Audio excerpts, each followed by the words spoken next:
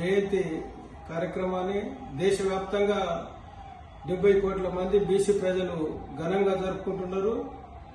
ఈరోజు తెలంగాణలో కూడా యాదవ జేఏసీ ఆధ్వర్యంలో బీపీ మండల్ జయంతి కార్యక్రమం గ్రామాన జరపాలని పిలిపియడం జరిగింది. దానిలో భాగంగానే అనేక గ్రామాలలో ఈరోజు రాష్ట్రంలో బీపీ మండల్ జయంతి కార్యక్రమాన్ని ఘనంగా నిర్వహిస్తున్నారు. మన ముఖ్యంగా బీపీ మండల్ భారతదేశంలో మండల్ కమిషన్ చైర్మన్ గా ఉండి బీసీలకు మొరార్జీ దేశాయ్ ప్రభుత్వంలో 1978లో ఏదైతే బీసీ కమిషన్ ఏర్పాటు చేయడం జరిగింది. దాంట్లో మన దేశవ్యాప్తంగా ఆయన 2 సంవత్సరాలు తిరిగి అన్ని ప్రాంతాలలో ఏదైతే భారతదేశంలో ఉన్నటువంటి 70 కోట్ల బీసీ ప్రజలు పడుతున్నటువంటి నివసిస్తున్నటువంటి స్థితిగతులను అన్నిటినీ అధ్యయనం చేసి ప్రభుత్వానికి 40 సిఫారసులు చేయడం జరిగింది. 1980లో ఈ రిపోర్ట్ ఇవ్వడం జరిగింది.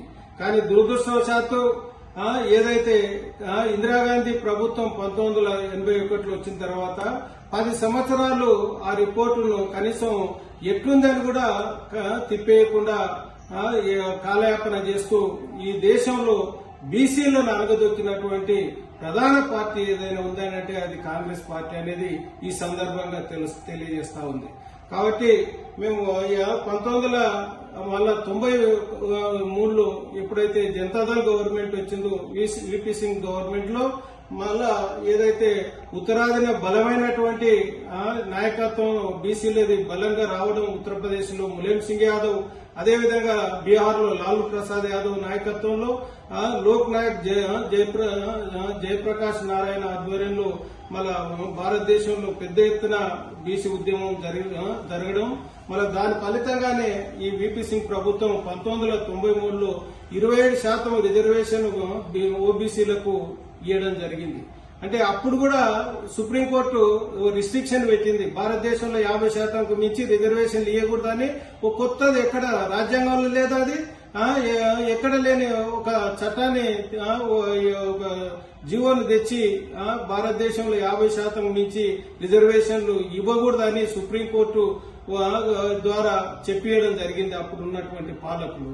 మళ్ళీ తర్వాత ఈ రోజు ఇప్పటికి కూడా భారతదేశంలో ఆయన ఒక భూస్వామ్య కుటుంబంలో ఉట్టి కూడా బీహార్ లో మొత్తం బీహార్ రాష్ట్రానికి ముఖ్యమంత్రి ఉన్నా కూడా ఈ బీసీల కోసం ఆయన బడుగు బలహీన వర్గాల కోసం ఆయన ముఖ్యమంత్రి పదవిని త్యాగం చేసి రాజీనామా చేసి బడుగుల పక్షాన నిలబడ్డ ఏకైక వ్యక్తి భారతదేశంలో బీపీ మండల్ అని సగర్వంగా ఈ రోజు బీసీ ప్రజలందరూ బడుగు బలహీన వర్గాలు చెప్పుకోవాల్సిన అవసరం ఎంతైనా ఉందని కూడా ఈ సందర్భంగా తెలియజేస్తా ఉన్నారు.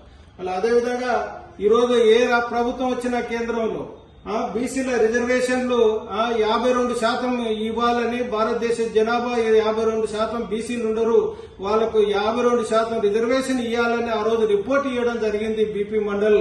కానీ ప్రభుత్వాలు దాన్ని పక్కన పెట్టి కొత్త నాటకాలు ఆడుకుంటూ ఏదైతే కులగణనే చేయకుండా సుప్రీంకోర్టులో మేము ఎట్లిస్తాం బీసీలకు రిజర్వేషన్, ఏ ప్రాతిపదికన ఇస్తాం అని చెప్పి సుప్రీంకోర్టు ప్రతిసారి మొట్టికాయలు ఒత్తుతూ రిటర్న్ ప్రభుత్వానికి పంపుతూ బీసీలకు రిజర్వేషన్ లేకుండా చేసినటువంటి ప్రభుత్వాలు కాంగ్రెస్ పార్టీ, అదేవిధంగా బీజేపీ పార్టీ కూడా. మళ్ళీ ఈరోజు ఇప్పటి వరకు కూడా మేము ప్రభుత్వాలను డిమాండ్ చేస్తా ఉన్నాం.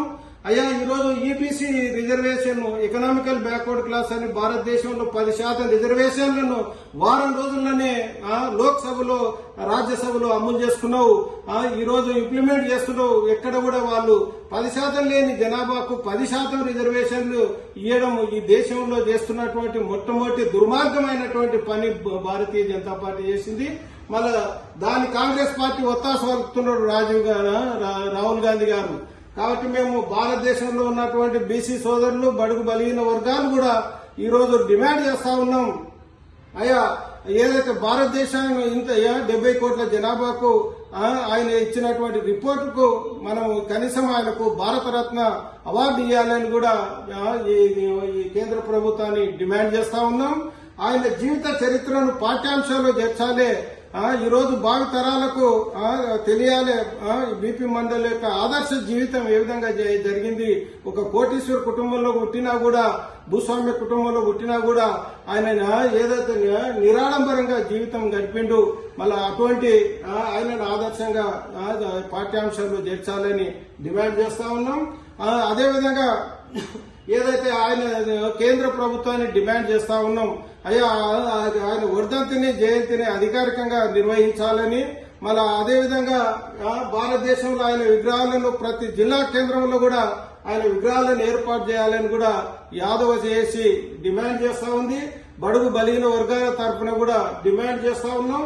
మళ్ళీ ఈ రోజు కొత్త పోకడలు మొదలు పెట్టిండ్రు. ఈ రోజు భారతదేశంలో ఉన్నటువంటి బ్రాహ్మణులు, బనియాల్, ఏదైతే కోంట్లు, బనియాసు, అదేవిధంగా ఠాకూర్లు, ఈ 3 వర్గాల అగ్రవర్ణాలు ఈ భారతదేశంలో వెళ్తున్నది సరిపోగా మళ్ళీ ఈ రోజు ఢిల్లీలో మళ్ళీ జంతర్ మంతర్ దగ్గర ఏది రిజర్వేషన్లు హటావో అనే ఉద్యమం మొదలుపెట్టింది.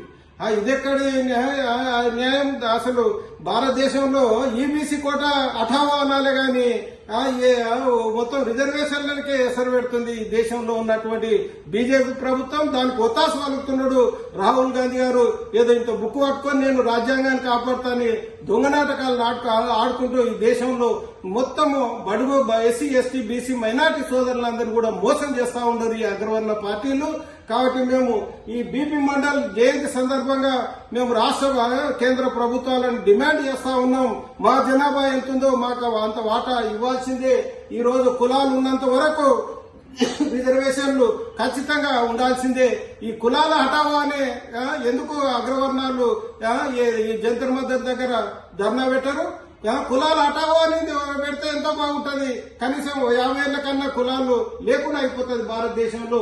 కాబట్టి ఖచ్చితంగా భారతదేశంలో జరుగుతున్నటువంటి అన్యాయాన్ని ఈరోజు అన్ని కుల సంఘాలు ఖండించాల్సిన అవసరం ఉంది, దానికి ఉద్యమించాల్సిన అవసరం ఉంది.